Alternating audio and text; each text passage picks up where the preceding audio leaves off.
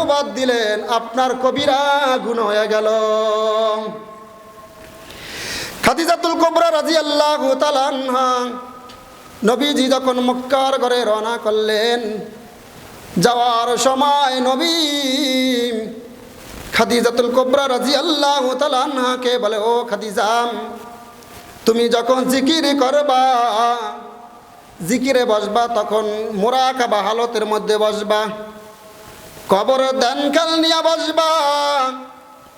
যখন তুমি কবরের ধ্যান আর খেল নিয়ে যখন জিকির করতে থাকবা, করতে করতে করতে দেখবা তোমার অন্তরের মধ্যে আল্লাহর ভয় ঢুকে আসলো।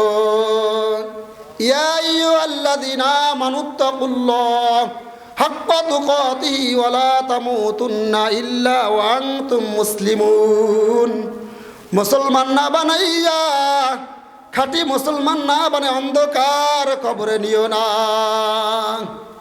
এই ওয়াজ যখন নবীজি করলেন, করার পরে খাদিজাতুল কুবরা জিকির করতে করতে করতে করতে হঠাৎ করে কবরের ধ্যান খেল নিয়া চিল্লা চিল্লা কান্না করতেছে।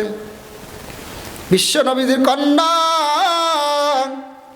ফাতেমা রাদিয়াল্লাহু তাআলা আনহা, ছোট ফাতেমা রাদিয়াল্লাহু তাআলা কেমন, ও পর্দার অন্তরের মা, জান্নাতের সমস্ত যুবতী মহিলাদের সরদারনি হবে হযরতে ফাতেমা রাদিয়াল্লাহু তাআলা আনহা। বলেন কে?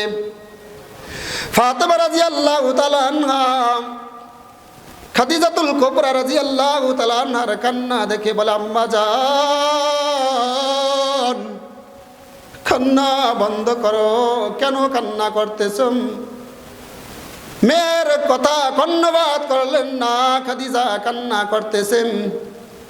ফাতেমা রাদিয়াল্লাহু তাআলা আনহা দৌড়ায়া গেলেন বাবার কাছে গিয়া, বাবা নামাজের মধ্যে দাঁড়ানো, বিশ্ব নবীজি নবীজির জামা ধরে টানতেছেন।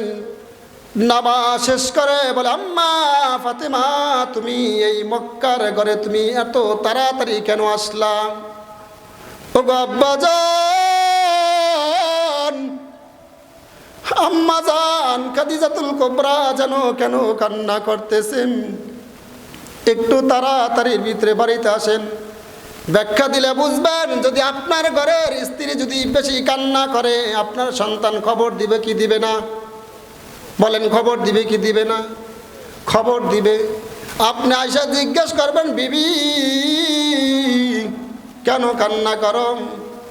আল্লাহ রাসূল বাড়িতে আয়সা খাদিজাতুল কুবরা রাদিয়াল্লাহু তাআলা আনহাকে জিজ্ঞেস করতেছে, খাদিজা কেন কান্না করতেছো? বলো একটু আমাকে, কান্না বন্ধ করে দাও। খাদিজাতুল কুবরা রাদিয়াল্লাহু তাআলা আনহা ডাক দিয়া বলতেছেন, ইয়া রাসূলুল্লাহ, ইয়া হাবিবাল্লাহ, হুজুর গো, আমি কান্না বন্ধ করব, আমার তিনটা প্রশ্ন যদি আপনি মানেন। এক নম্বর প্রশ্ন হইল, আমার মৃত্যুর পরে আপনি নিজেই জানাজা পড়াইয়া দিবেন। দুই নম্বর প্রশ্ন হল, আপনার গায়ের যে জুব্বা মোবারক আছে, জামা মোবারক আছে, এই জামা দিয়ে আপনি আমাকে কাফনের কাপড় দিবেন। সুবহানাল্লাহ। ওগো নবীজি, আর তিন নম্বর প্রশ্ন হইল, আমাকে যখন কবরে রাখবো, সবাই চলে যাবে, সাহাবা একরাম চলে যাবেন, হয়তো আমি কবরে সুয়াল জবাবের প্রশ্ন বলে যাইতে পারি। মুনকার নাকির ফেরেশতা যখন কবরে আসবে, ওগো নবীজি, আমি হয়তো বলে যাইতে পারি। এই প্রশ্নের জবাব আমার পক্ষ থেকে আপনি দিয়া দিবেন। তিনটা প্রশ্ন। কয়টা প্রশ্ন? এই তিনটা প্রশ্ন যখন নবীজি মানলাম, মানার পরে কিছুক্ষণের মধ্যেই খাদিজাতুল কুবরা দুনিয়ার থেকে বিদায় নিয়ে গেলেন।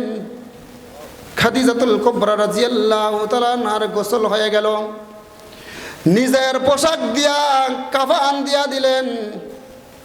এবার জানাজা নিজে পড়ায়া কবরের কাছে নিয়ে গেলেন। কবরে রাখার পরে সবাই চলে গেল। কিন্তু আল্লাহ রসুল কবরের দ্বারে দাঁড়ায় রইলেন। হযরতে জিবরাইল আলাইহিস সালাম আয়েশা বলে, ইয়া রাসূলুল্লাহ, ইয়া হাবিবাল্লাহ, ইয়া রাসূলুল্লাহ, ইয়া হাবিবাল্লাহ, হুজুর গম, আপনি খাদিজাতুল কুবরা রাদিয়াল্লাহু তাআলা আনহার কবরের কাছ থেকে চলে যান। আল্লাহ রব্বুল আলামিন খাদিজার পক্ষ থেকে কবরের সুয়াল জবাবের প্রশ্নের উত্তর দিয়া দিছে। কেমন ছিলেন সেই খাদিজা? নবীজির কন্যা ফাতেমা রাদিয়াল্লাহু তাআলা আনহা কেমন সেই মহিলা? আজকে আমাদের সমাজের মহিলারা কেমন? হাতে নাই তাসবিহ, ঠিক মতন নামাজও হয় না।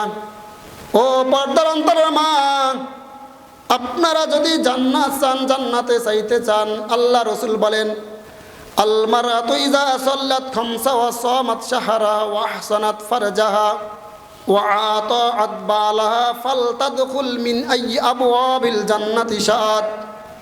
যেই মহিলা 5টা কাজ করবে, 1 নম্বরে 5 ওয়াক্ত নামাজ পড়বে, রমজান মাসে রোজা রাখবে, নিজের লজ্জাস্থানের হেফাজত করবে, স্বামীর এতায়েত করবে, স্বামীর হুকুম মানবে, ওই মহিলা জান্নাতের 8টা দরজা দিয়া যে কোনো দরজা দিয়ে প্রবেশ করতে পারবেন। এবার আসেন, ওয়াতাদ বালা ফালতাদখুল মিন আইয়ি আবওয়াবিল জান্নাত। নিজের লজ্জার কথা কেন বলছেন? আজকে আমাদের সাথে যাদের সাথে দেখা দেওয়া যায়, আমরা তাদের সাথে দেখা দেই না। যাদের সাথে দেখা দেওয়া যায় নাই, তাদের সাথে কথা বলি। ও এলাকার যুবক ভাইরা, ও এলাকার বৃদ্ধ বাবাদের, আপনাদের সন্তানদেরকে আপনারা ভালো করতে হবে। কিয়ামতের ময়দানে প্রত্যেকটা সন্তান বলবে, আল্লাহ আমাকে জাহান্নামে দেওয়ার আগে আমার মা আমার বাবাকে জাহান্নামে দেন। বলে কেন? কারণটা কি? আমার মা বাবা আমাকে দুনিয়ার জমিনে কোনোদিন নামাজের কথা বলে নাই, আমাকে কোনোদিন কোরআনের কথা, কোরআন শিক্ষার কেন্দ্রে পাঠায় নাই, আমাকে কোনোদিন ঢিলা কুলুপ ব্যবহার করার জন্য বলে নাই, মেশাক ব্যবহার করার জন্য বলে নাই। আমি ঘুমাইছি, আমাকে বলছে সন্তান সারাদিন মোবাইলে ছবি সাথে একটু ঘুমাক। আমার মেয়েটা, যুবতী মেয়েটা গুনাহ করছে, কোনোদিন বাধা দেয় নাই। এরম আছে কি নাই? আজকে মা বোনেরা, আল্লাহ কয় পর্দার মধ্যে ঢোকো, আর মা বোনেরা উলঙ্গভাবে ফেসবুকে ছবি দেয় কি দেয় না? যদি লজ্জা থাকতো এই কাজ করতো না, লজ্জা নাই।